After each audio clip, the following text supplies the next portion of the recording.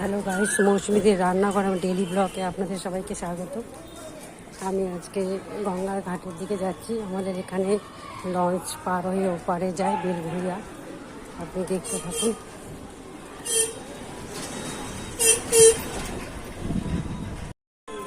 আমাদের এই লঞ্চ পার হয়ে ওপারে যায়, ওপারটা বেলঘরিয়া। আর ওপারে আবার আদ্যাপীঠের মন্দিরও আছে, দেখতে থাকুন। গাইস, আমাদের এখানে একটা চপের দোকান আছে, খুব ভালো, সব রকম চপই পাওয়া যায়, নিরামিষ, কিন্তু এত টেস্টি না। দেখুন চপের দোকানটা, আমিও চপ কিনবো।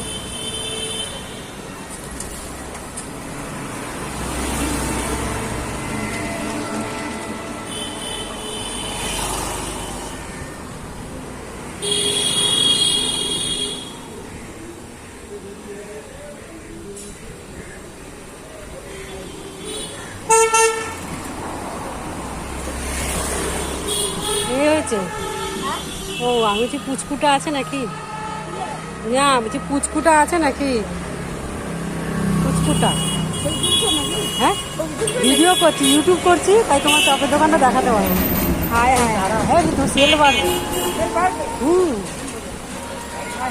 আমি বললাম সব রকম চপ পাওয়া যায় বৌদির দোকানে। হ্যাঁ হ্যাঁ হ্যাঁ হ্যাঁ, দেখাও, লোকজন দেখবে তো, যতটা বুঝতে পারবে। দেখুন, আসবেন এই দোকানে, খুব ভালো বৌদির চপ, খেলে তাহলে বুঝবেন যে কীরকম চপ। এই জিপি রোডের ওপরেই আমাদের। গাইস, পাশে আমাদের সুন্দর দেখুন হনুমানজির মন্দিরও আছে, এখন বন্ধ আছে।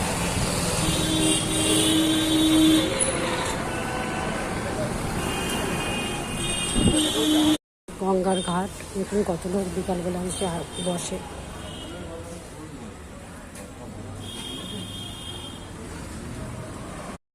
এই গঙ্গার ঘাটে আমরাও বসি একটু গঙ্গার হাওয়া খেতে, বাড়ির সামনে যেহেতু খুব ভালো লাগে।